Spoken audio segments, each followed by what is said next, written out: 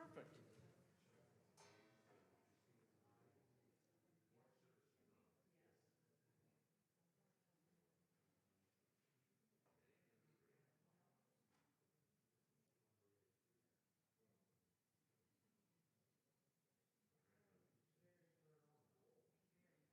Recording in progress. Thank you. Okay, let's just hope Mr. Owl turns. Oh, yay. Okay. Worked on the first try, which is very unusual.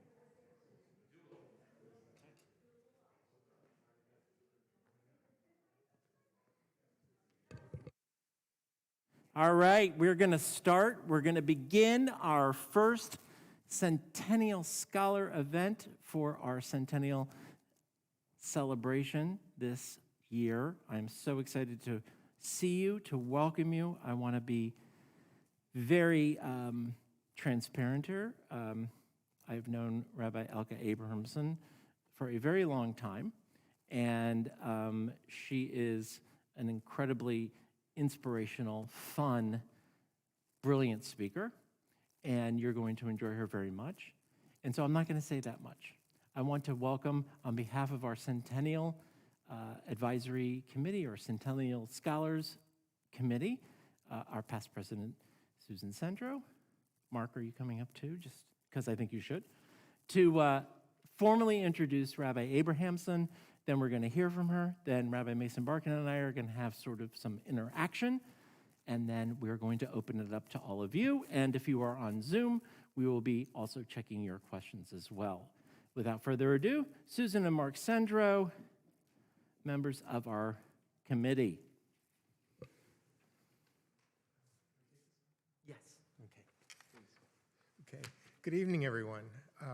Rabbi Elka B. Abrahamson has served as president of the Wexner Foundation since 2011. And a word about the Wexner Foundation. In the early 1980s, the North American Jewish community and the state of Israel were in a period of transition. Jewish leaders motivated by the Holocaust and the founding of the state of Israel were aging, and the next generation was searching for purpose and motivation. Les Wexner, a successful merchant and committed Jewish volunteer and philanthropist, concluded that stronger leadership was what the Jewish people needed most. With his support, the Wexner Foundation launched its own program to educate and inspire leaders in the North American Jewish community and in the state of Israel. Today, the Wexner Foundation is internationally regarded as one of the most important leadership training programs for Jewish professionals and lay leaders. Rabbi Abrahamson oversees the foundation's full range of activities and future planning. She is uniquely qualified to discuss CBI's past 100 years and, perhaps more important, where we go for the next 100 years.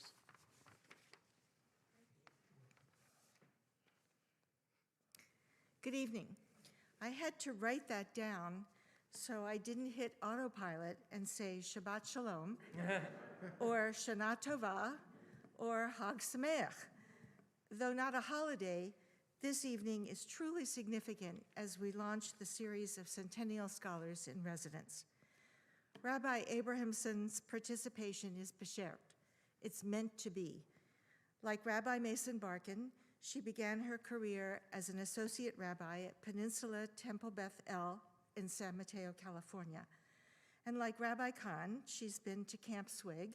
And in fact, she was Rabbi Kahn's boss when he was a Sunday school teacher. And she told us she would tell us a lot of stories about that if we hang around afterwards. When I heard the topic of tonight's program, how we got here and where we're going, I looked to see if Rabbi Abrahamson had a crystal ball. No crystal ball, but something much more valuable: significant experience and expertise as a leader of leaders to guide us into the next century. Welcome, Rabbi Abrahamson. Thank you. Appreciate the research, sure. I can take my mask off, right? Yes. Thank you. It's great to be talking to live people.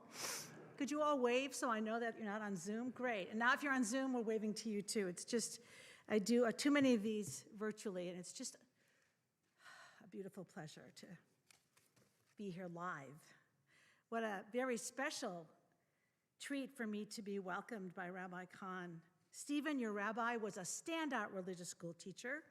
When I was figuring out how to be a rabbi, as you heard, at Peninsula Temple Beth El, Rabbi Mason-Barkin held that same position years later during the early years of her rabbinate.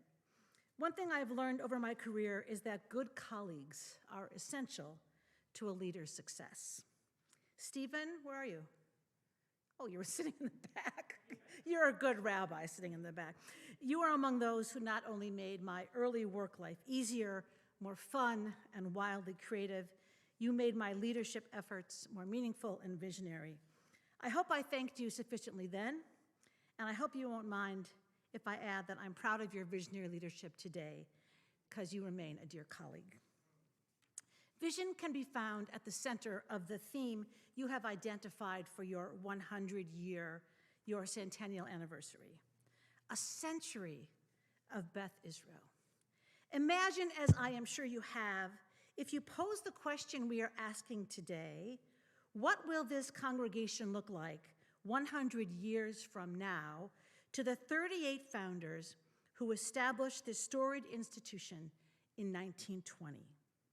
When on the final day of October in 1921, almost 100 years ago to this day, when construction began on your first building, could those who broke new ground possibly have imagined this? Could they have imagined us? Could they have imagined our world today in all its wonder and all its peril? Could they have possibly imagined the horrors of the Shoah? In December 1948, when 300 Temple Beth Israel families launched the construction of your second building, could they even understand the reality of the modern state of Israel being built that same year? And just 30 years ago, could any of us have imagined Israel's high-powered startup tech economy? Could your founding families have imagined that in 1984, Rabbi Judy Shanks, a proud daughter of Beth Israel, would become the first ordained woman from the state of Arizona? Could they have imagined Rabbi Mason-Barkin leading from the SPIMA? Could they have imagined Orthodox rabbis who are women? Could they have imagined Rabbi Google and the entire text of the Talmud held in your hand and available with a click on this? Since you invited me here this evening, it's only fair that I start by giving you answers to the questions I have posed. Could Beth Israel's founding families imagine this? Well, I suspect they prayed for longevity and hoped for us. The tragedy of the Shoah was 1939 to 45, and no, they could not have seen it coming. It was unimaginable. The state of Israel remains a modern miracle, even if one facing tremendously complex challenges. So no, I don't think the founders of Beth Israel could have predicted Israel's statehood 73 years ago while they were approving their plans for the building on 10th and Flower. While we can and do pray for miracles, I am left to wonder if we can imagine them. Perhaps, instead, we dream about them. And very few, if any, imagine a woman could be a rabbi until 1935, when Regina Jonas was privately ordained in Berlin. But it was not until 1974 that a woman's ordination was celebrated in public by HUC. The first Orthodox rabbi who is a woman was ordained in 2009,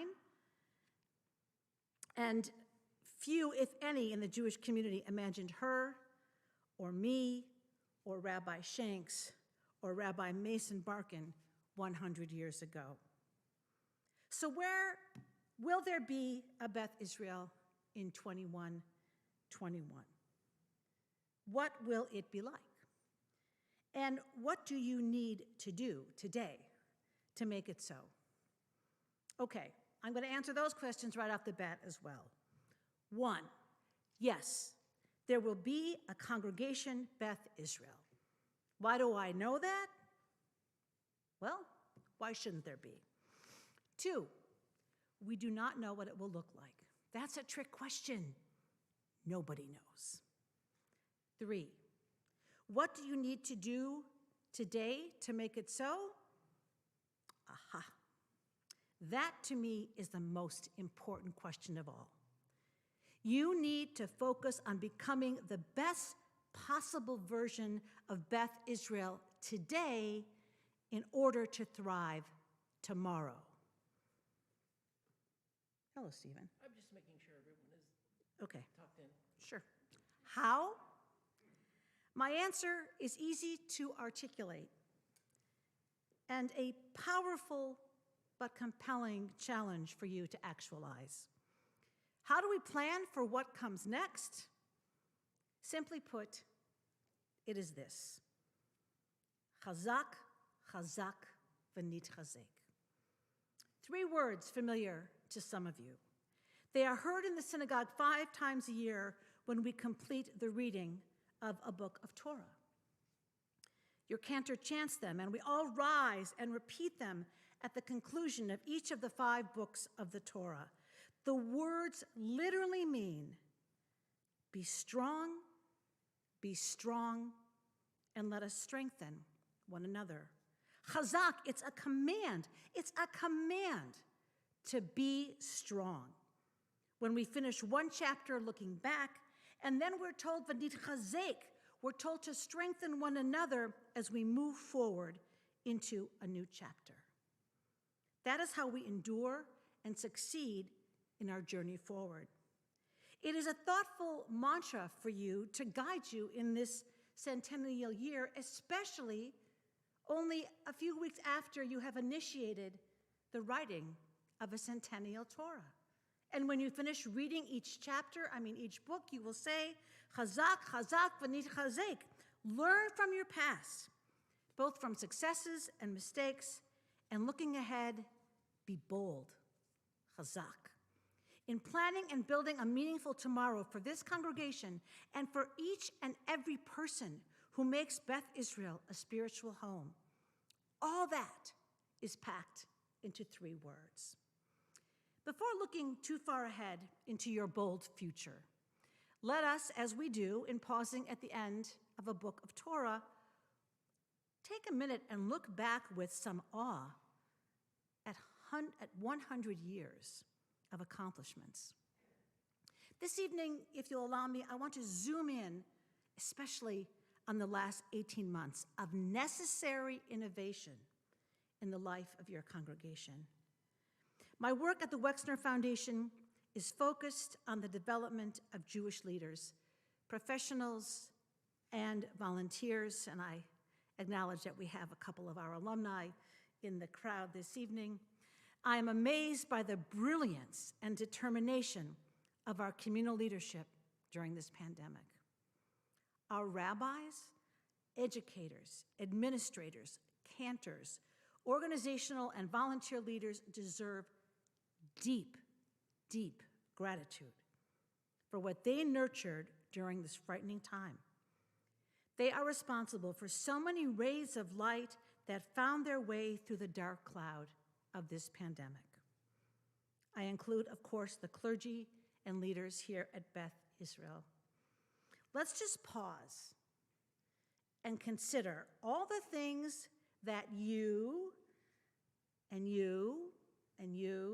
I don't see where the other clergy are sitting, all of you, all the things you would never have dared to even imagine for this congregation, for Jewish communal life, for our lives more broadly in March of 2020 that are today, only 18 months later, routine. Think about it. Board meetings from the comfort of your kitchen. Virtual Shabbat evening and morning services with your own community and with congregations across the country. How many of you visited other congregations during the pandemic? A lot of you. I'm glad you're here.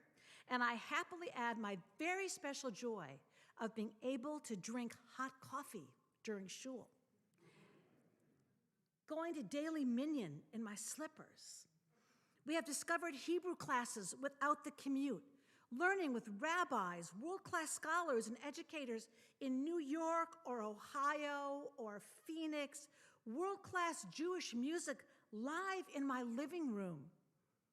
The unexpected power of a Zoom Shiva, where the sole focus was sacred memory.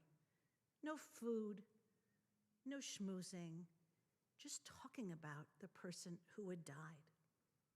An intimate bar bat mitzvah, a brit milah or brit bat attended by your relatives who live across the globe.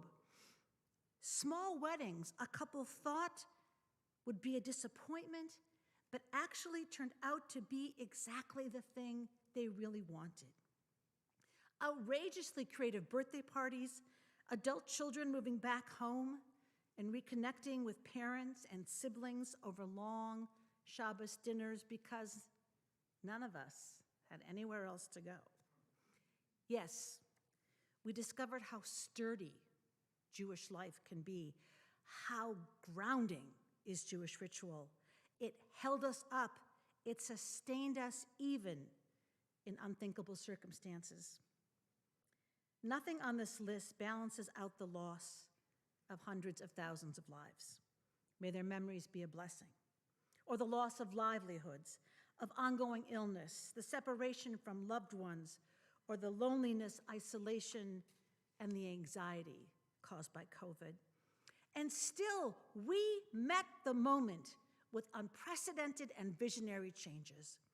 Our community made the journey from panic and confusion to purpose and clarity literally overnight. Yes, our people, a community described by the Holy One as an amkshe oref, a stiff-necked, a stubborn people. You've heard that before? We found fast and lasting flexibility. I am sure that 100 years from tonight, at your bicentennial, we should all be there. A speaker will stand here in a yet-to-be-known location and will look back at 2021 as a moment of communal triumph that emerged from pain and sorrow. The speaker will point to 2021 as an era of unbelievable innovation, a turning point, maybe, in Jewish life. That's what we are celebrating, looking forward.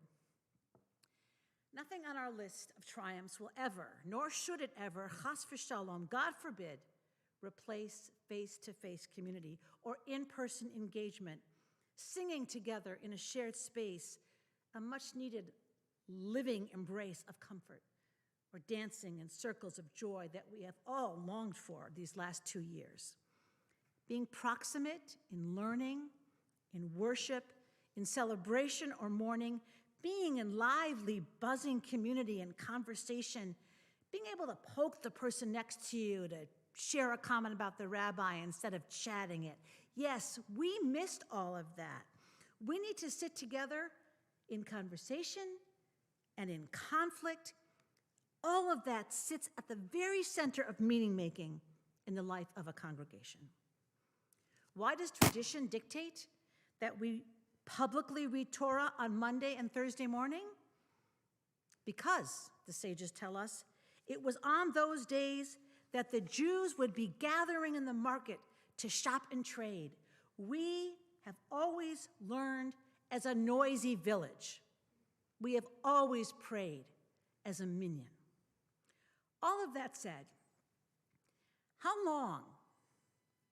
long would it have been before this impressive list of innovations would have unfolded if we left it to our own planning or plotting? What are we doing in Jewish life that was barely on our radar only 18 months ago? I want you all to imagine a board meeting in January of 2020, and someone raises their hand and says, I think we should conduct our next few meetings virtually using a platform called Zoom, and we'll all be in boxes at home. Who's in? We have accelerated change at warp speed. If indeed we are involuntarily fast-forwarding the Jewish experience, everything okay? Okay. Okay. Okay. If we are indeed, I prefer Zoom where you could mute yourselves. I just want to say that.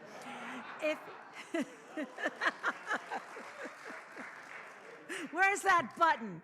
If indeed we are involuntarily fast-forwarding the Jewish experience, either a harsh or welcome wake-up call, in order to maintain a rigorous pace of innovation, my friends, we have to continue to expand the growth mindset. With plenty of justification stored in our collective memory, we are sometimes a community that, when shown a silver lining, points out the rain cloud. But the prevailing post-pandemic mood seems to be a little more optimistic. We all are interested in emerging from this pandemic more resilient, more creative, and yes, we are years ahead of where we would have otherwise been. This is especially true of synagogues. It is especially true of synagogues. You enter into your next century at a time when we have demonstrated agility and stunning thinking. Chazak. We were commanded and you responded with in-kind boldness. Now, words have been floated to describe this new era. Phygital, a mashup of physical and digital, has been coined by a Manhattan synagogue and describes this new space that congregations will be expected to provide moving forward. You're doing it tonight. Some of you are here physically, some of you are here digitally, so we are gathered together tonight fidgetily. Renaissance, the marriage of renaissance and resilience, was called for at a conference of Jewish funders I attended last spring. It was also last spring that a group of 7 large granting Jewish foundations, seizing the momentum of this change-ready spirit, posed a question that is adjacent to the one you are pondering in your centennial year. In addition to providing emergency dollars early in the pandemic, what is called the Jewish Community Response and Impact Fund, known as JCRIF, called for proposals for what they called reset grants, providing up to $10 million intended to support big, game-changing ideas. $10 million. JCRIF said, quote, by big ideas, we are talking not about single programs, no matter how excellent, but about ways to re-envision, realign, and restructure Jewish organizations and communities. Implementation, they said, can be the responsibility of one or more organizations, depending on the configuration of the partnership. Now, I'm the product of Jewish youth group and years of Jewish summer camp, and I remember how many times we played this game when I was a camper. The counselor would stand up and say, okay, if you could change the Jewish community with $1 million, what would you do? And we got into small groups and we all came back with answers. Well, the pandemic, perhaps radically changing history, made that unthinkable exercise real. Those grants were announced last month. I'm curious if there's anyone here who knows the outcome. Whew. Okay, so I can hold off on the surprise then. Before revealing the recipients of those $10 million grants, I want to look back and tip my hat to the chizuk, to the strength of our historic, or more elegantly stated, are legacy organizations like this one, who have demonstrated their durability during COVID. Federations have reasserted themselves as essential workers in Jewish life and served as our first responders across North America. They provided major funding to sustain individuals and institutions. Synagogues pivoted, and many congregations and many congregants have a renewed appreciation for their rabbis and their educators and their professional leaders. Let me tell you something. Your professional team is exhausted. They have worked so tirelessly to make sure your needs were met during a pandemic that none of us saw coming and that none of us knew what to do. They figured it out from hour to hour, even sometime from minute to minute. If you haven't thanked them, do so. Walk up to them and thank them. You cannot do it enough. Unaffiliated Jews discovered the power of shul life from the safety and anonymity of their homes. They clicked in to be part of a community when they were feeling isolated.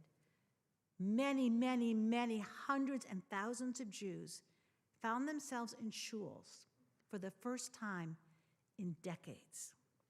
Many liberal synagogues report record numbers of participants for Shabbat services these last months.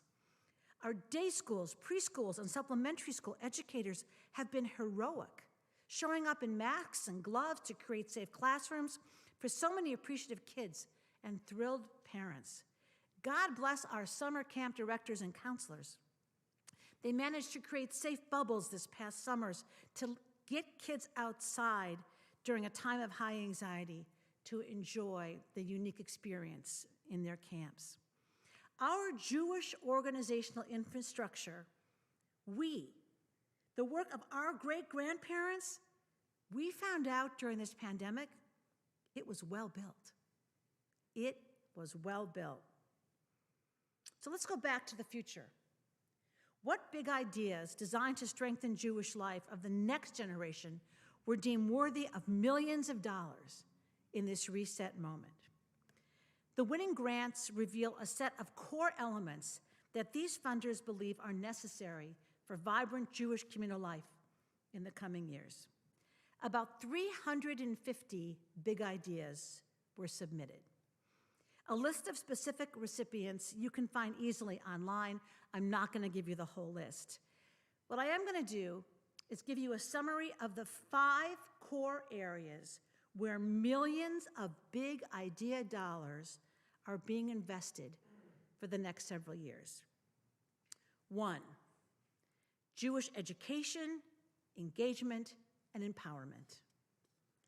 2, Jewish service or social action that is deeply infused with Jewish wisdom. 3, the integration of social services with Jewish engagement. 4, diversity and inclusion. And 5, security and our physical safety. All of the grants, every single one, is part of a collaboration. No one received their own grants. The funders said, work together across institutions and sectors, which the funders believe will be a key factor in Jewish communities thriving for decades to come. Each of these 5, education, engagement, and empowerment, Jewish service and social action infused with meaning, integration of social services with Jewish engagement, diversity and inclusion, security and physical safety, are woven tightly into the fabric of synagogue life. Every single one of these core themes is already happening in your synagogue. So ask yourselves in the coming months, how is Beth Israel doing in each of these 5 key areas that seem to be central to the future strength of Jewish life? To prepare for the next decade, congregations must put a high premium on content and deep Jewish learning. The rising generation seeks meaning in community, and it might not look like the community of this moment. That's okay. The rising generation welcomes deep spiritual conversations, and we have exquisite sources to unpack with them. We have philosophy and theology to bring forward, and together with our young adults, we can grapple with what it will mean to live responsibly as a Jew in the next decade. Our institutions, especially our synagogues, will need to be more collaborative, to share resources, to share ideas, and to be more open to unique membership models that rely less on dues as a definition of belonging. We must evolve into responsible green communities, not because it is politically correct, but because it is what is demanded of us in chapter 2 of Genesis, and it will be demanded of us by our children, and we should thank them.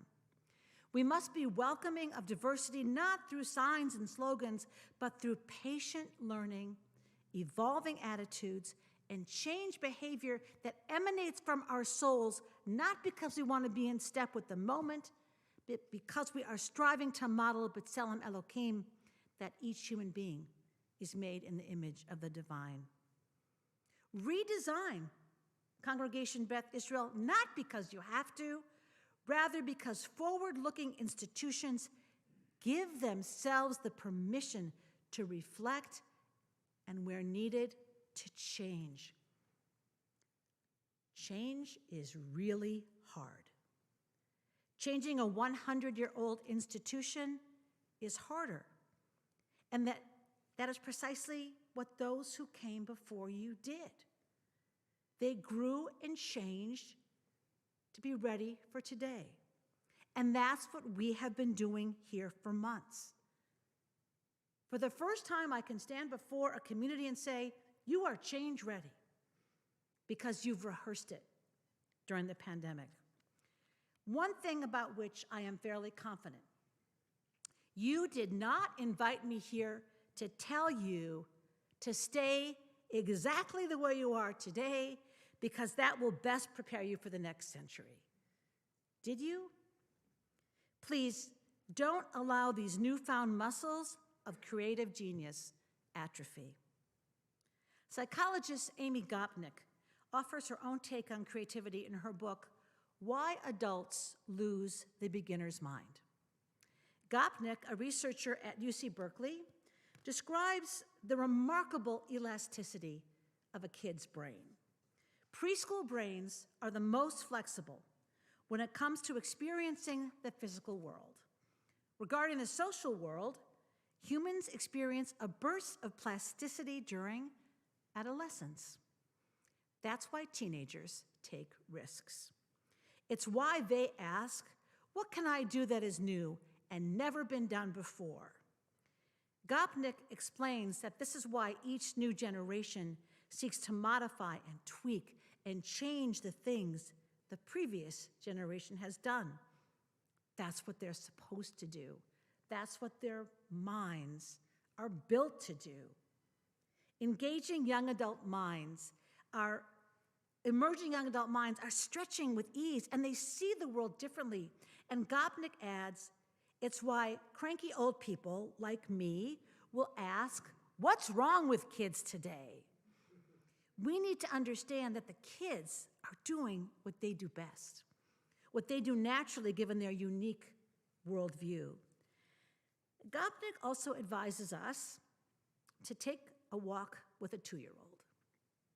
She says, going for walks with 2-year-olds is like going for a walk with William Blake. To explain, she says, say you go regularly to the corner store to get milk. We know from neuroscience that as adults, you become habituated. We do the same thing over and over again, and in much the same way unconsciously. If you think back to those days when you commuted to work, remember that? You may be familiar with the experience of pulling into the parking lot or stepping off a train, but having no memory of the ride. Because there are other things that we have to do. We don't focus on the scenery or even the route. Our brains are on autopilot. But if you take a 2-year-old on your walk to get the milk along the same route you always take, you realize how much you're missing. You might say, wait a minute, these 3 blocks are just amazing. There's dogs, and there are gates, and there's big trash cans, and there's a pizza flyer, and hanging plants, and sticks, and trees, and cracks to jump over. And oh, wow, there's an ambulance and airplanes. There's airplanes on my way to the store. Recently, I took a 4- and 2-year-old to the grocery store on a pumpkin buying trip by myself. And I remember it so clearly from the mid-'80s when I had 4 young kids, what makes even the most mundane trip successful. Don't hurry. Don't schedule anything after the grocery store. And so off we went, the 3 of us, with nowhere else to be but the Jewel, a large Chicago supermarket. So sure, I said, look at anything, pick up anything, ask about anything. So do you know how interesting every cereal box is? I took my time. I didn't care. We just lingered in the grocery store, and it was remarkable how happy those boys were, and it was remarkable how many times I wanted to say, let's go. But I didn't. Gopnik reminds us in her book that thoughtful caregivers are the ones who allow time for uninterrupted exploration. The same is true of forward-thinking institutions. The pandemic has pushed us, if unwillingly and awkwardly, into an adolescent mindset to go boldly where Congregation Beth Israel has not gone before. Think of this Centennial as a reorienting phase of Jewish life rather than a reopening phase. Think of this opportunity to act like 4-year-olds, to explore, to be ceaselessly curious about what could yet be, and resist being pulled forward to the next thing too quickly. Pick up everything. Ask hard questions. Invite everyone to answer, and don't worry about solutions. Focus on the big questions. Resist clinging to what was, because it is the way it has always been. We have demonstrated our ability to do that under duress. Can we do it without a lockdown? Looking ahead, I am convinced we are right at this moment positioned to bravely linger in a holy and playful space, thinking about what this congregation will look like in 3 or 5, maybe 10 years. We just do not know what Jewish life, what synagogue life, what Reformed Judaism will look like in a century. It's impossible to know. Instead, ask yourselves, what are the gaps between who we are today and the best possible vision of who Beth Israel wants to be tomorrow? Ask yourselves, what are our values, and are we a congregation that lives according to those values? Will the stranger who visits this community for the first time know your values right away because they are expressed in all that you do? I love the summary of Gopnik's Torah. Consciousness narrows as a function of age. As we know more, we see less. I'm going to say that again. Consciousness narrows as a function of age. As we know more, we see less. You have a good deal of accumulated wisdom about this congregation after a century of being. But what and who are you not seeing? Who is missing? What is missing? What are your good habits? What are your less attractive ones? Friends, the pandemic has been a shared trauma for the world. It has messed with our minds and our fundamental understanding of humanity. We experienced a global crisis. Nobody on earth was spared the fear and anxiety. Those early months of COVID were so unlike anything any of us ever knew. What did that do to us? We are older and younger. Time is befuddled. We are more confused and have a lot more clarity. We know less, and we are also so much wiser. We have had nowhere to go, and still we're exhausted. And yes, the light at the end of the tunnel is in sight. But which light? The adult mind researcher tells us the adult mind holds up a spotlight to the world. It shines a way forward in a single and focused direction. It illuminates only the thing we can see in front of us. The child mind holds a lantern, and it floods space in a full circle around us. Hold up a lantern, and you can see in all directions. You can take in information from everywhere, see everything going on all around you. And holding a lantern, we ask, what's that? What's different? What did I not see before? What's behind me? What's in front of me? What's to my side? And with a light shining in so many places, there's much more to be curious about. Well, that can be disorienting. Think of it as liberating. Our communal tolerance for failures should be higher, and we should be kinder to each other in this era of accelerated experimentation. Our lantern is a ner tamid, an eternal light that surrounds this community. There has been one in each of your sanctuaries. In the course of human history, the darkest periods are usually followed by a quest for meaning, for enlightenment, for spiritual depth, and a yearning to connect disturbing events with a grander understanding of why we exist.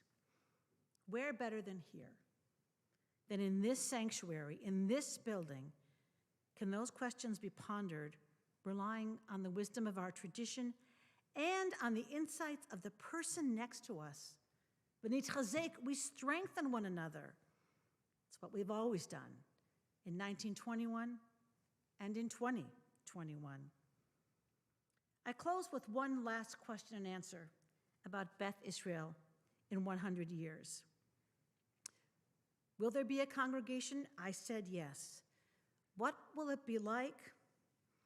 Well, here's one thing I can say with certainty about what will happen here or wherever here is. Jews and those who cast their lot with the Jewish people, they'll gather in prayer. They'll hear the nervous aliyah of a bar bat mitzvah. They will say Kaddish. They will close their eyes and they will sing Shema Yisrael. On January 1st, 2000, in honor of the new millennium, the New York Times attempted to predict what its front page of January 1st, 2100 would look like by running an imaginary front page. There were articles about robots demanding equal rights and a welcome to the 51st state of Cuba. It was a world where everything was different from our own, except one thing. At the bottom of the front page, 100 years out from 2000, was a brief advertisement that appears on the Times every week. It said, Jewish women and girls light Shabbat candles today, 18 minutes before sunset, 4:39 p.m. in New York City. No one paid for that ad. It was a request by no one. It was a decision made by the New York Times editorial team. The production manager, an Irish Catholic, was asked why that was kept in. He said, "We do not know what will happen in 100 years, but frankly, I'm certain that in the year 2100, Jews will be lighting Shabbat candles." We are blessed with so many bright lights in our tradition, but none more precious than the Pintel Yid, a Yiddish phrase that describes a tiny spark, a pintele yid, of what we might call Jewish essence that shines deep, deep down, we are told, inside every Jewish heart. For some of us, the pintele yid glows strong and steady. For some, it burns very low. For others, it's just a flicker, and still for many, it's just that faint ember you can see before the Shabbos candles go out. Each flame, each ember, each pintele yid requires its own special attention for the light to grow. And that, my friends, is why we have synagogues. It's why we need each other, why we need community, why we need Beth Israel to live lives of increasing holiness, to grow every light, individually and together. Let us imagine that those lights, whether steady or fledgling, will burn in Jewish hearts long past the next 100 years. Chazak, chazak, v'nit chazek. Be strong, be bold, and let us strengthen one another. Thank you.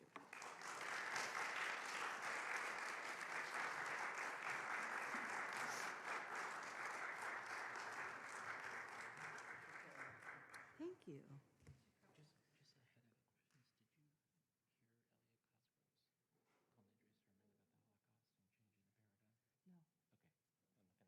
Okay, that's fine. But it's Greenberg's work, not his. No, it was amazing. Yeah. Yeah, but I didn't know if you knew enough to know if there was a reaction to it. Well, while they're schmoozing, I just want to offer that if anyone wants to go for a walk with a 2-year-old, or a Do you know of 6-year-old, any? or a 9-year-old, or maybe all at one Oh time, my God, that's I so would be hilarious. delighted to offer you that opportunity. Did you, okay, good. Maybe for the whole weekend if you want. That would be fine.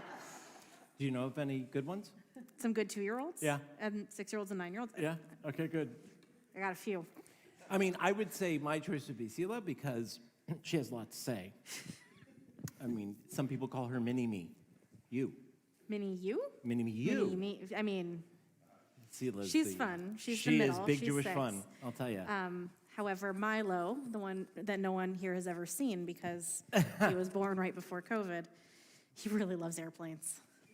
So what we thought we'd do is Rabbi Mason-Barkin and I would spend a couple of moments asking just a couple follow-up questions to your talk, which was intense.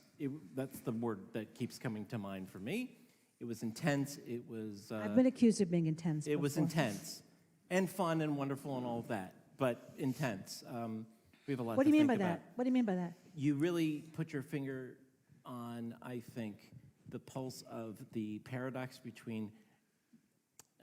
I'm going to just have to use Donald Rumsfeld for a second.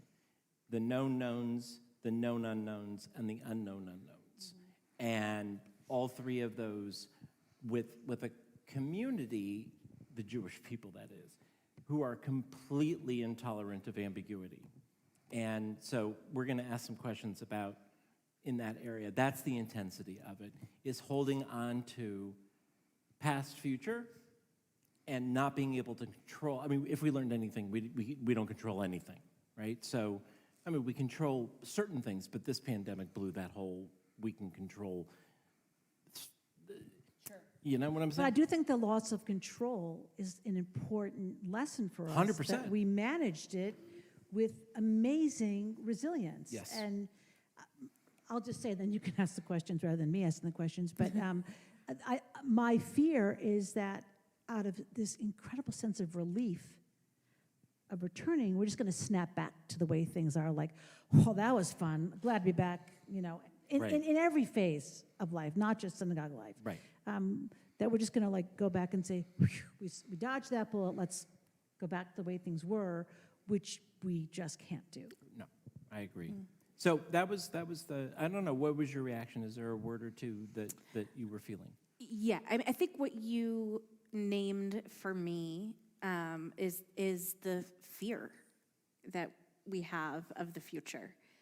And what you have offered us is some reassurance that, number one, we might fail at some things, but that doesn't mean it's over.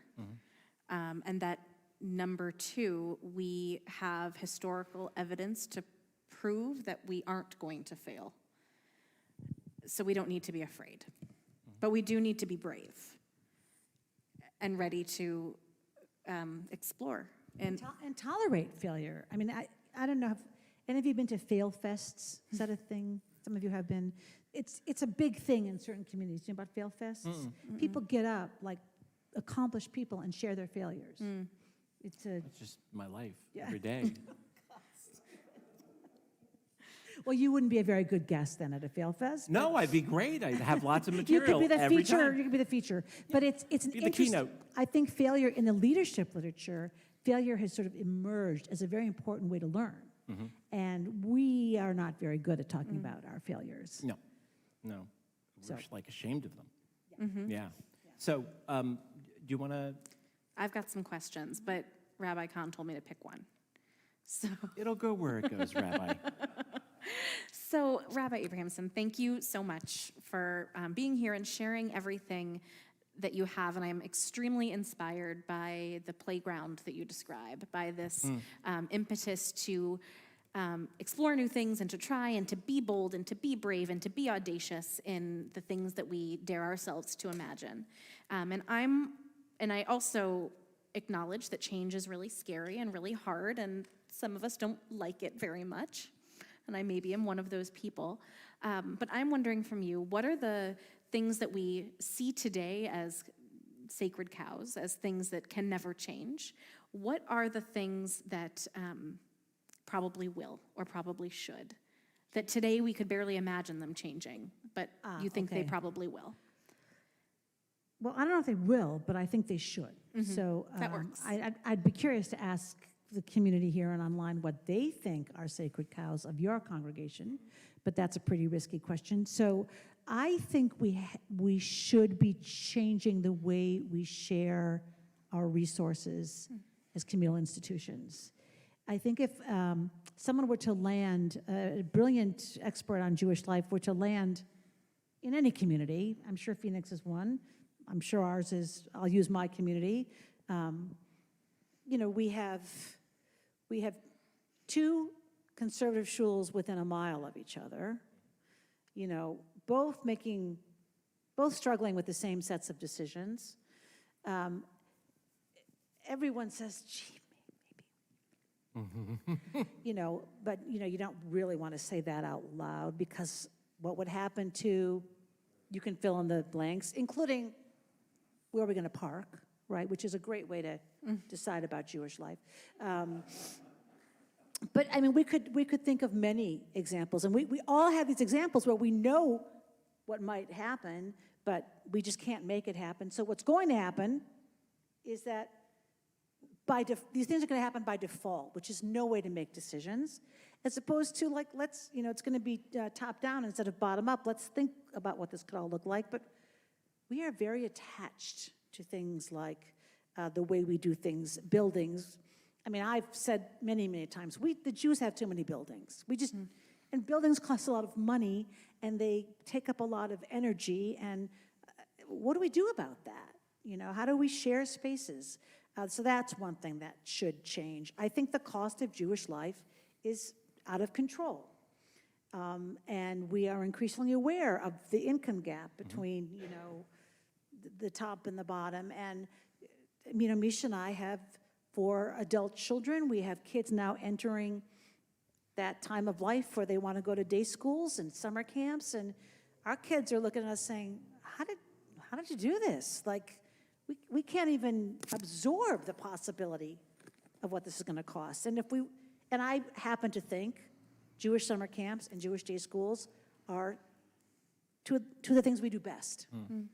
But I worry they're going to become elite institutions. Elite summer camps for kids who can afford it. So we can figure this out. This isn't rocket science, but we've got to do that. Jewish education needs a ton of creativity. Most of our kids are not in day schools. What are we going to do to really teach those kids deep Jewish life? as the hours we are getting them decreases? What does that look like? So those are just, I'm going to stop. Good ones. Those are good ones? Yeah. I want to hear the rest sometime, but those are good. So to piggyback on that, when you were talking about the... Wait, any of those surprise anyone? Okay, But I want to take them out of the abstract. So when you talked about JCRIF, that's your job. when you talk, no, it's yours. Just we have exactly. Okay, so when you talked about JCRIF, it seemed like the number 1 and 2 were somewhat similar. We're taking the concept of Jewish learning, and we're taking inclusion, educational empowerment, engagement, all of these really awesome abstract words. Can you give us an example? 2 or 3 things. You didn't finish the answer to the question you were asked at camp about you have $1 million, what would you do with it? So I have a hard time with abstract because I think it sounds really good. Change, meaning, all of this stuff is wonderful. Are there concrete examples, maybe things that are going on in the country that you would, in a heartbeat, implement at a synagogue like this where, we're in Arizona, we're very good. We may not always be good at adapting to change, but we're really good at trying on new things, taking risks, hiring a senior rabbi at 34 years old, building a mikvah, running a summer camp when all the signs say, why would you possibly want to do such a thing? Can you give us some not abstract examples of meaning and really what this looks like? Yeah, I mean, I really do think... Because we're ready. Right, I think you should together open up the JCRIF website and look at the projects. I think they're fun to consider. A lot of them are DIY-based, a lot of do-it-yourself Jewish projects where families and households are being empowered to do engagement at home. I don't think it's all about money, but I actually would be curious to see a congregation really upend the dues system. And I don't know what that would look like, but to really create a community that is, yes, where there's, everyone has to give their free will contributions because they want to, the same way they give to the art museum because they love the art museum, where there's really passion giving. We haven't unlocked that yet, and I don't know why. I'm always amazed when I'm visiting churches that people pull dollars out of their pockets and put it in the plate. Look at that, kind of this public giving. It sort of boggles my mind. I don't want to go to that system. But what if we really upended it and said, you don't have to, we're going to have sustaining, you can give whatever you want. Right? I mean, I don't think it would work overnight. But if we could be passion givers because we love the institution the same way you visit the children's hospital. I mean, lahavdil, but when you visit a hospital like that, you walk out and you write a check. So what does that look like in the synagogue to have that kind of passion? And what does it look like to say you really can come here without, if you can't afford it, you can't afford it. So upending that system would be, a lot of communities are trying it. They're trying to figure it out. Figure it out. That would be really fascinating. We have a lot of smart people. I think that's figure it totally out. possible.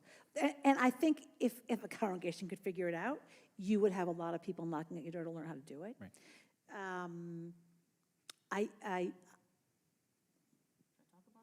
Yes. Okay. Anything in the education realm? Yeah, so about 8 years ago, I think, or 8 years ago, I was speaking at the URJ Biennial, and I was on a panel, and I was feeling pretty brave because I wasn't a congregational rabbi anymore. So, what would they do? Fire the speaker? So I was asked on this panel if you could do one thing in Reform Jewish life, because this was the URJ Biennial, what would you do? If you had I was asked if you had a magic wand and you could wave it. And I'm going to give the answer tonight that I gave then. I didn't win a lot of friends, and I may not tonight either.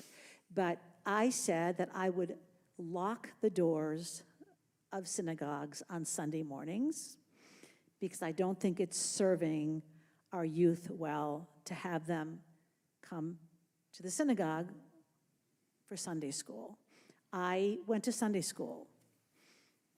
I have some really difficult horror stories, as do my teachers, about me. But I didn't learn a lot there. I learned how to have a bat mitzvah, which I did. I don't think we need, I think we need to reorient our families to what Jewish time is. And Jewish time happens on Friday night and Saturday morning. So I would rather have kids sitting with their parents in Shabbos morning services rather than sitting in a classroom where they're fighting with their teachers. And we can figure out a way to teach them Hebrew. We can get them what they need, especially post-pandemic, right? There's so much great happening. I think we could do that. And I think if we teach families that Jews come together for Shabbat, I think it could be a game changer. And many, many Reform synagogues have tried, and they lose to the soccer gods. And I think we can beat the soccer gods. I just do. Yeah. Start a league on Sundays. What? Start a soccer league on Sundays. Well, I mean, some people will be annoyed, so we just keep shrinking the Jewish time our kids are spending in synagogues. And I think we have to say this, when do Jews come together? Saturday mornings, Friday nights. Let's do it. So I would definitely, especially now if I were to go back into congregational life at this point in my life, I would be so brave on that one. Because I think the movement made a mistake. Huge. I think we gave up Shabbat to Sunday mornings, and I think it was a mistake. What else would I do? What would you do? No, I'm not going to do that to you. I'm happy. I would figure out a way to do really, really meaningful adult education. Right. That's not just synagogue-based, but community-based. We all, you look at any community, mine, I can't speak for Phoenix. I'm guessing every synagogue has the same 8 to 25 people coming to adult education once a week. A few more come around the edges. And here they are. A few more come around the edges when they, but wouldn't it be fun to have a really interesting communal-based, liberal Jewish Beit Midrash, and really hopping, and tapping into new people. And I think I'd have really interesting food. Yeah, I think we need to rethink everything. And I do think having green synagogues is going to matter. Yeah. I think you're going to have 20-somethings coming in who see a paper plate and say, I'm not staying here. You can't serve me paper plates anymore. No, it's happening with the 10-year-olds. Even Let alone- better. I mean, right. even right, better, you're right? You're right. And that's part of the integration of the whole Right. of the whole program Right. of the synagogue is listening to our 10-year-olds and 11-year-olds and 12-year-olds Absolutely. and actually showing them that as Jews we walk the walk, we talk the talk, we put it in context, we teach them Genesis, and then off we go. Right. So that's important. Yeah, that's good. Those are much less abstract, great ideas. Because I think, understand the frustration with the I think the frustration is we do talk about these issues a lot. We talk about them an awful lot. But it's the doing, the implementation, and forget hard. putting It's the money hard. aside. Great change is it's hard. being bold and not starting with who we're going to anger and who's going to leave and who's going to, I think that we're ready to stop the conversation or to reframe the conversation around who are we going to make not happy? You know what a good Who are we question? going to make unhappy as opposed to who's going to flourish? A good question to ask yourselves. Another game from summer camp. There's a brand new synagogue that just opened a block from here. Brand new Reform synagogue. People they're running to get there. They can't get there fast enough. What's going on inside that building? That's the question you have to ask yourself. And then, is it happening here? And if it is, then why? Those are really, build the congregation you don't have and see where the difference is. I think it's an interesting game. What? Yeah. Oh, okay. No, there was. They're starting to murmur. Oh, they're starting to murmur. Why don't you?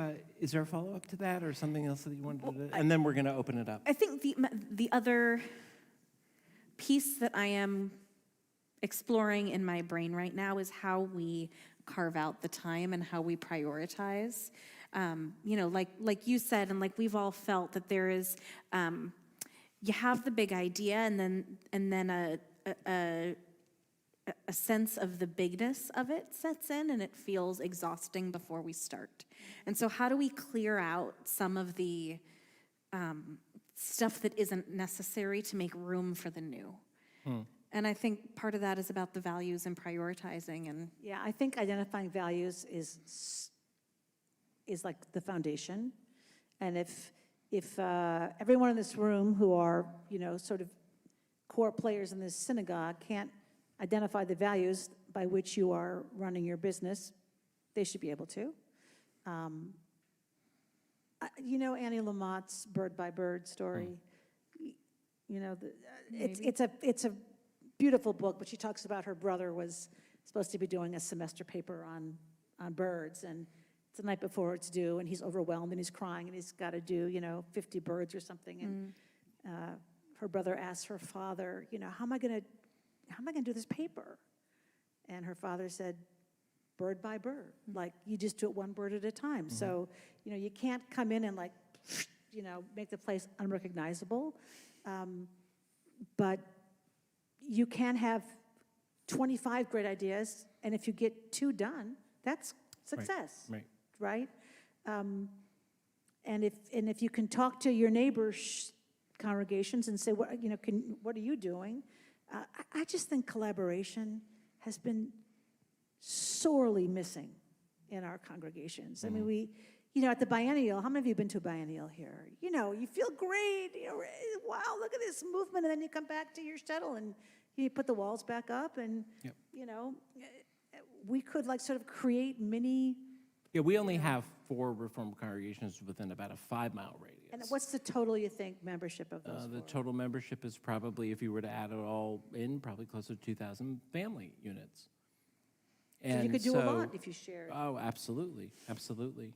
But I do want to get to everyone else. I'm just gonna say, what if you who's here? What if But- what if people joined a Reform village, not a Reform synagogue? I love What would it. that look like? So I want to say that's one of the core values of this place, since I've been here, is relationships. So the oneg is more important than the service. the Sukkot under the stars dinner portion is more important than waving a lulav. I mean, they're both important. And when COVID hit, I think we all went into a panic/trauma that we weren't fit. We're schmoozers and we talk, and I've said since the day I've read, this is a very social group. Any program that we do, educational otherwise, has to have the schmooze before or after. And that really traumatized us, I think. That was the most exhausting part, I think, because so that is a core value, which is relationships, and I think that's one of the things that we can build upon moving forward. But I want to hear from everyone else. Any, questions? And you know how the person leading will say, keep it to questions? I don't think you have to keep it to strict questions. If you have a vignette, a story, something, keep it short-ish, because we only have a limited amount of time with Rabbi Abrahamson. But if you have something to say, that's totally fine. And for those 2 of you that are on Zoom, or Stephanie, let me know if there's any questions on YouTube that come up. Then I can come over there, or Jason can come over there. Jason, why don't we start with Jeff? Jeff is traditionally our first question asker. I didn't know I had that honor. You do. you do now. When I was growing up, we were forced to be involved in Jewish organizations because we weren't allowed to be part of other organizations. As those walls came down, we became more diversified and more included in this community, and the numbers that I've read have shown that a majority, a significant majority of Jews consider themselves cultural Jews. How do we change that? I mean, we're now involved in the opera and the ballet and the museums, which in my generation we were never allowed to be. And I think that's taken a lot away from organizations. How do we get it back? Well, I don't know that it's our job to change them. I think cultural Judaism can be very meaningful. I think our synagogues and our GCCs and our institutions have to become a lot more agile in developing programs that will attract those cultural Jews. And that may need to be okay. I mean, we can't always change people, but, you know, do we embrace Jewish artists, for example? I know in our Wexner programs, it was years and years and years until someone came to our table, there'd be a fellow and said, I'm a Jewish artist. We're like, oh, what does that mean? Well, I'm going to do Jewish art. I'm going to paint. And, you know, we accepted this person, and this person is doing incredible work, but we never thought of that as an expression of Jewish education, full-time, deserving of a fellowship. We now have Jewish novelists who've come to us to say, I'm going to write Jewish books. Now, they're not scholarly books, they're novels.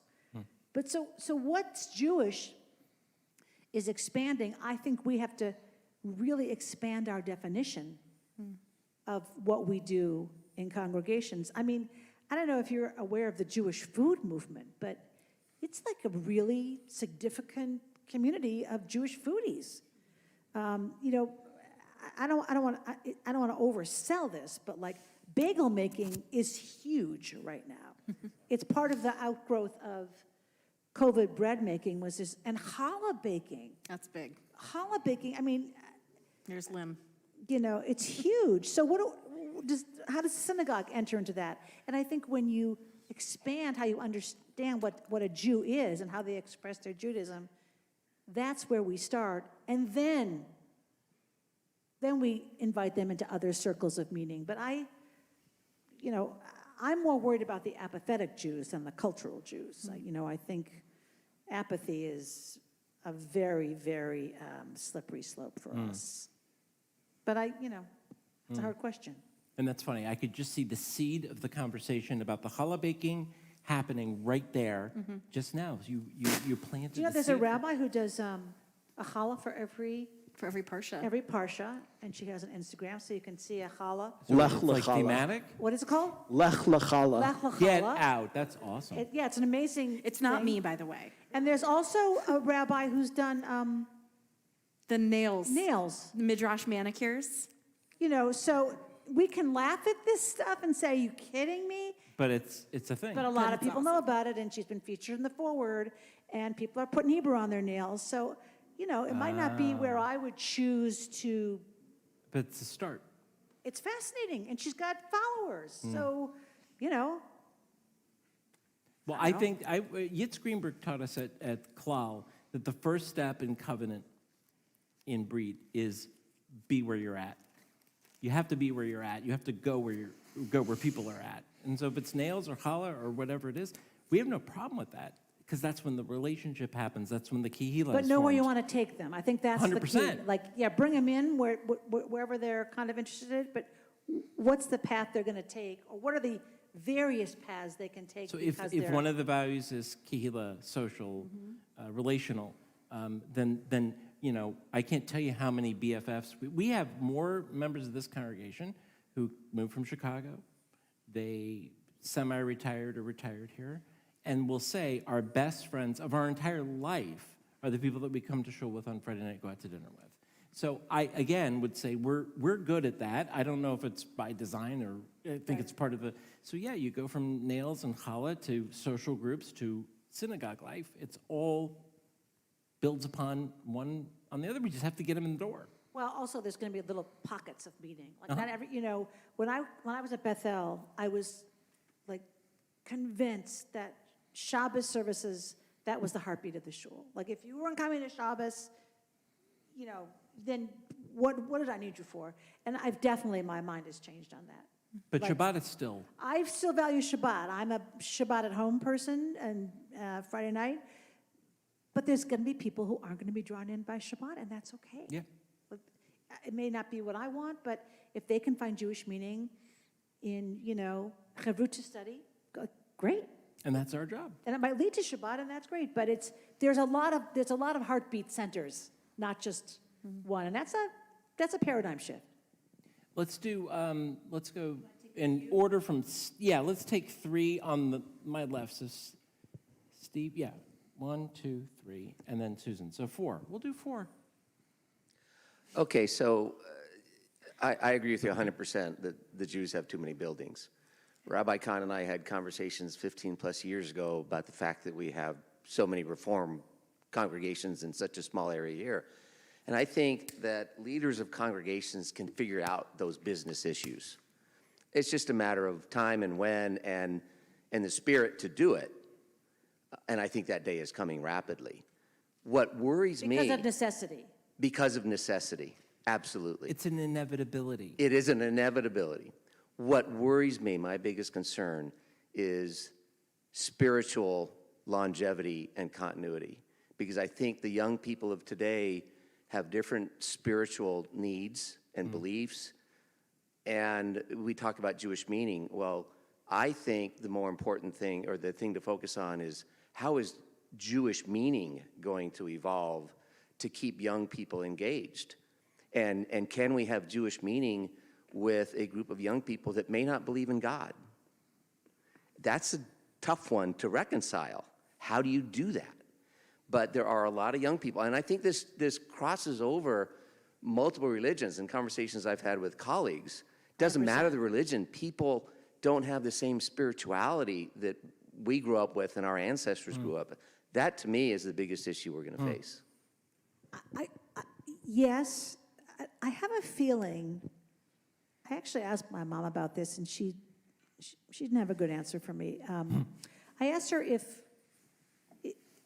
when we were growing up, did she say, oh, you kids, you know, because like, I went to summer camp and we came home and sang these crazy songs for months and cried for days, and, you know, my parents didn't go to summer, they didn't exist, right? We were the first generation that was sort of sent off to summer camps. Did you think we were crazy? So I wonder if there's a bit of just a generational, like, you know, reality of, as I said, you know, that sort of kids today. I don't know what young people believe. I don't want to lump them all into a group. They may not believe in God the way I do. I mean, my sort of cardinal rule here is let's engage. Tell me what you do believe in. Like, what sustains you? I mean, I say this like with apologies to God. There's good reason not to believe in God right now. Like, you know, I believe, I really do, but I should be very careful. Like, you know, I have 20-something kids, and they're angry at the world. Look what you did, you know, I get it, you know, we have 20 years left of the universe, you want me to believe in God, so I want to hear from them. And I can take whatever I really, maybe because I'm just like, you know, in a place in my life where, bring it. Like, what would it be if we went out and found 50 28-year-olds, I don't know what the age is, and said, tell us what's wrong with synagogue life. We're not going to, we might not be happy with what we hear, but what's going to is it scaring me away? Like, thank you. If only they would come and tell me. Right. Like, we can take it. Right. You know, and that's where we have to start. Not, you need to be like me, because that's not going to happen any more than I'm like my parents. Thank God. I mean, I love my parents. They're amazing. But I'm not like them. My mom didn't work outside the home, you know. All of it's just different. So, okay. Like, I invite it. I wish we could hear from them more and more vocally and just... And I think they want that conversation very much. So go find them. They want it. All right, let's now actually do the 3 questions. So Janie, and then Joe, and then Susan, and then it's 8:30, so we're going to wrap up pretty soon. But you want all the questions at once? Yeah, we're going to do all the questions, boom, boom, boom, and then that way you can do I'll just say yes. yes. Oh, okay. So I think everything you said was brilliant. I think Thank you. Okay, next question. Oh, But I think one of the most brilliant things you said was that we should have a village. And I participated in the very first challah bake that was at the JCC. And we had a couple hundred people. By the time we finished, several years later, there were 1,000 women here. At the JCC, at the yeah. JCC. We have an enormously large group of unaffiliated Jews in Phoenix because we grew up somewhere else. We paid our building dues somewhere else. We did all of that, and now we're retired and on fixed incomes. And we have no kids in Sunday school, although it is I think it's our mandate to help the younger people get to where they need to be and support them.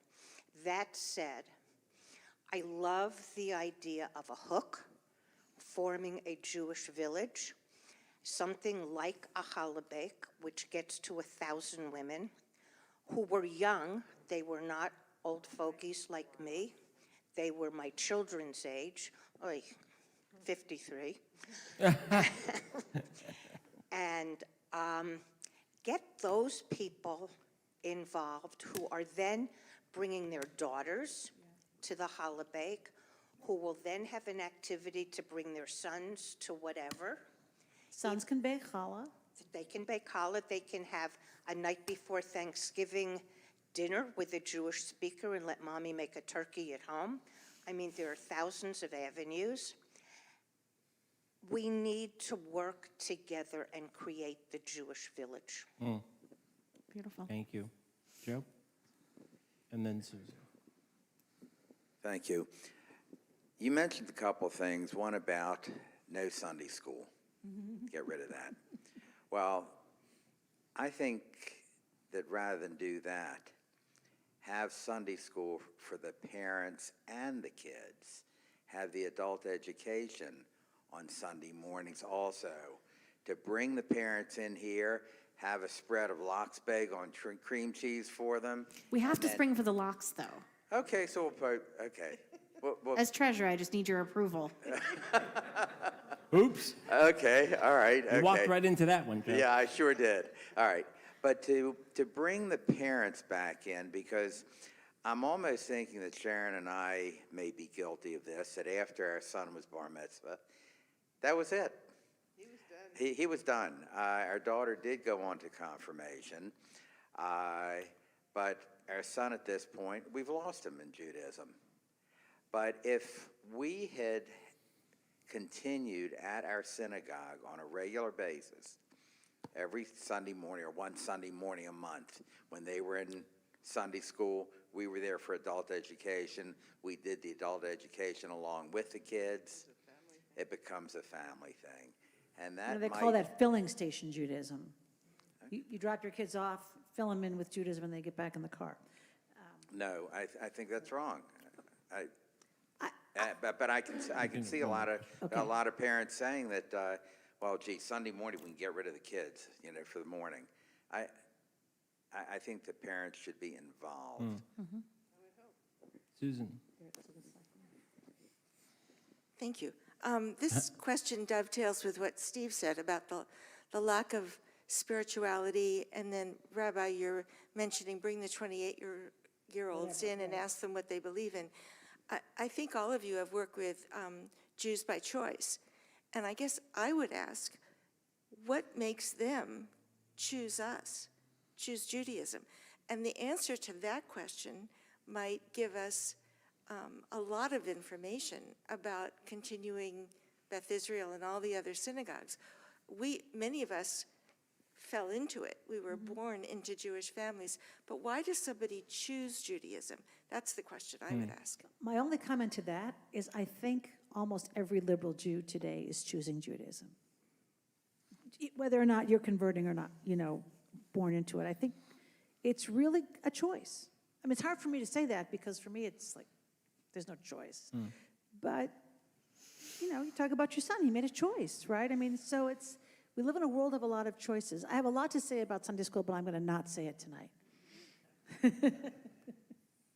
But nothing is more powerful than hearing from Jews by choice speak about that journey. It's really, sometimes I'm envious, of having been able to make that conscious choice. It's beautiful. So it's, sure. That gives us a lot of information. Sure. How we continue. Information gathering is essential looking ahead. We've got to stop talking to each other. Susan, go back and read my Rosh Hashanah sermon. Nice plug for your own I sermon, know, Rabbi. right? But I asked that question of my conversion students. I said, why be Jewish? I lived your sermon, yeah. Yeah. I lived it, and I loved it, right. Do you want to put a plug in front of your sermons before? Yeah. The Israel one, really. maybe, that was powerful. No, they were good. Yeah, everyone is off of Zoom. Okay, so that's good. Let's do 2 more, if that's okay. We've got our newest members. Yes. And So- then, am I missing anyone? Okay, so you are the last question, because we are at 8:35, and then I do have a comment to make before we end. Sure. So I work in senior housing, and the biggest negative in all of my 20 years has been the lack of socialization. And the busiest we are is today because people want to be with other people. So if the goal of bringing people together creates a vibrant Jewish community, that's where we start. Don't worry about anything else. Worry about getting people together. The other factor is that the senior population is forgotten, and they can be such a vital part of educating the young and teaching them so many things. Getting those people involved and taking the benefit of what they have to say is a good beginning as well. Thank you so much for that. Absolutely. I have a colleague who said he wants to start a synagogue in the Midwest, and you have to be 55 or over. So because I'm just so sick of having to cater to 20-somethings who don't want to come in. I just want to have people who are dying to be here and just want to come to shul, and you have to be 55 to come to shul. It's pretty sweet. It's pretty Thanks sweet. for letting me join you. I know that some people will want to maybe chat afterwards. Before we end, I just want to, I've known many of you for a long time and tell you how dreamy this has been for us tonight. I think that, first of all, Elka, thank you so much for every word, but also for your willingness to, I have said many times today, Elka is one of the most influential Jewish leaders in North America, if not the world. And I don't mean that to upset you or bother you. It is true. If you have the head table It's a lot of pressure, of though. Jewish leaders, Elka's sitting at the center of that table because of your energy and your dynamism and all of that stuff that you bring to this conversation, which is a willingness and an openness to both have the difficult conversation, but also to teach the next generation of leaders to take the risks that are necessary to take, that our ancestors took, that got us through everything that we've been through in the arc of Jewish history. It's people like you that get us to the next 100 years, and then we get inspired to do the work. And I think that's something, since I was 19 years old, I have known about you. One thing that I also wanted to say, though, is that Rabbi Misha Zinko is here. That is Elka's husband, and Misha was the camp director at Camp Swig, which, for anyone who knows me, knows that even though I went to Orthodox day school as a kid, and even though I grew up in a very lovely conservative shul with all of 2 or 3 b'nai mitzvah a year, that my Jewish life started at the UAHC Camp Swig in Saratoga. That's when my Jewish soul flourished. And to have Misha here means more than I can describe in words, other than to say that I am so blessed to have Misha and Elka in my life. I would not be sitting here as a rabbi if it weren't for my summers at Camp Swig and what Misha, I mean, I was like a sponge with Misha. I learned from everything. I observed everything. Things that I say to the staff are his words, good and bad. But he did it much more calmly than I do. But, you know, some of us are blessed with wonderful mentors and wonderful teachers. And other than Marty Wiener at Beth Israel in San Francisco, who was my rabbi we finally joined a Reform congregation for confirmation, because there was only going to be one other kid. That's a whole other story. I learned so much from Misha and from Elka, and they and I don't mean this to be trite, they sparked my Jewish soul in a way that none of my experiences before my 18th, 19th year of life at UC Santa Cruz did. And so you guys can be critical of their influence on me but they have been That's not how it works, Rabbi Kahn. and I want you to know, and this is the last thing, because I don't want it to be necessarily about me. Although, every time we hear of a kid who's going to apply to rabbinic school or cantorial school or become a Jewish educator, or who was just elected to the board of directors of their synagogue, or when we officiated a wedding for them, anytime we see a Jewish family provide Jewish grandchildren for the grandparents, you're partially, in a very major way, responsible for those connections and relationships that give me the energy and the effort to make those connections. And I am so grateful, and I'm thankful that you're here, and I'm thankful that you came at the last minute, and I'm thankful that Misha is helping us with all of our Israel trips next year. And I hope that if there's any teaching from anything that we've done today or tonight, it is that not just the relationships in the abstract are important, but deep, soulful, meaningful, sometimes difficult relationships based in Ahavat Zion, in love of Israel, and love of the Jewish people will most definitely get us where we're going. And I look very much forward to having those conversations. And tonight was a great springboard, I hope, for the rest of the year. I know you're psyched. I'm psyched. I'm going to give you one challenge. And that is that, but I did need to do the mushy part because I love you both very much. Thank you. Really sweet. And I want to challenge the congregation, and you can pass this along to Bring it everyone. on. When you're having these conversations, as you look ahead into your next 100 years, have a rule that no one can say, yes, but, because you'll just stop too fast. Try, how about, or, and, instead of but. Just try it as an exercise, not to say yes, but. It can really change the way you do things, because I'm sure every idea that's laid out for your future, there will be 10 reasons coming from the crowd not to do it. But we don't sit down and have these conversations. Be the congregation that does that, and then you'll figure out where you're going. Thank you. And you have great leaders to get you there, so thank you to them. Thank you. Thank you. Thank you. Thank you all so much for coming. You. And we'll see you at our next event. December 9th, Cantor Barbara Ostfeld.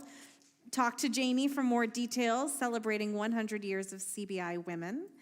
And more to follow that, too. It's going to be great. Thank you all. Thank you. Thank you, that was very sweet. Thank you. Oh, I know you're not hugging. I'm sorry. You know what, you